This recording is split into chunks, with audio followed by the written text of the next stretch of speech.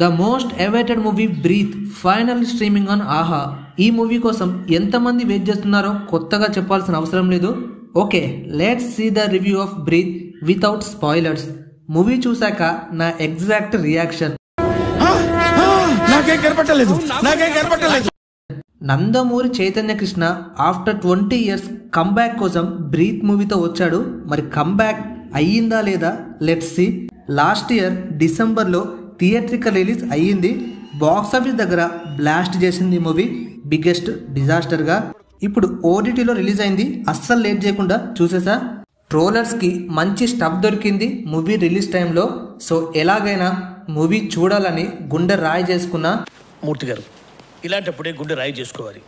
ఓవరాల్గా మూవీ ఎలా ఉందంటే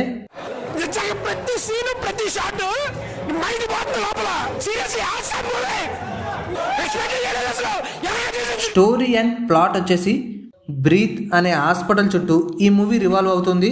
ఒక్క సీన్ కూడా బయట ఉండదు, మొత్తం హాస్పిటల్లోనే. మూవీ చూస్తున్నంతసేపు నేనేదో పేషెంట్ లా ఫీల్ అయ్యా. అన్ని హాస్పిటల్ సీన్స్ ఉన్నాయి. హీరో ఆ హాస్పిటల్లో క్రిమినల్ యాక్టివిటీస్ చేసే డాక్టర్స్ నుంచి చీఫ్ మినిస్టర్ని కాపాడే డీల్ తీసుకుంటాడు. మరి ఇంతకీ ఏం జరిగింది? ప్రూఫ్స్తో ఆ క్రిమినల్స్ని పట్టించాడా లేదా, ఎండింగ్లో చీఫ్ మినిస్టర్ని కాపాడా లేదా, ఇవన్నీ తెలియాలంటే డెఫినెట్లీ మూవీ చూడాలి. స్టోరీ లైన్ బాగానే ఉందిగా, మరేంటి problem? First problem hero. Chaitanya Krishna గారి ఫ్యాన్స్ అఫెండ్ కాకండి, హీరో ఈ మూవీకి సెట్ కాలేదు నిజంగానే. Second problem execution. అసలు ఏం చెప్పాడు, ఏం చెప్పాలనుకుంటున్నాడు, ఏది క్లారిటీ లేదు. చిరాకు తెప్పించాడు మూవీ మొత్తం స్టోరీ టెల్లింగ్తో. ఏం జరుగుతుందో క్లారిటీ లేదు, ఏదేదో అవుతున్నాయి ఫజిల్ టైప్లో. అండ్ హీరోకి క్లూస్ దొరికే సీన్స్లో ఆవేదో ముందే ఆయనకు చెప్పి చేస్తున్నట్టు ఈజీగా ఒకదాని తర్వాత ఒకటి దొరుకుతూనే ఉంటాయి. అసలు ఆ స్క్రీన్ ప్లే ఏందిరా బాబు, కొంచెం కూడా ఇంట్రెస్టింగ్గా లేదు. మూవీ మధ్యలో నిజంగానే పడుకున్నా, సడన్గా లేచి చూసేసరికి మూవీ ఎండింగ్కి వచ్చేసింది. మళ్ళీ స్కిప్ చేసి స్టార్టింగ్ నుంచి చూసేసా. అంటే మీకు అర్థమైంది కదా మూవీ ఎలా ఉందో. ఇదంతా ఒక లెక్క.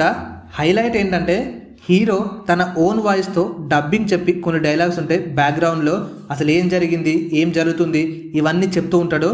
అదైతే వరస్ట్ అంతే.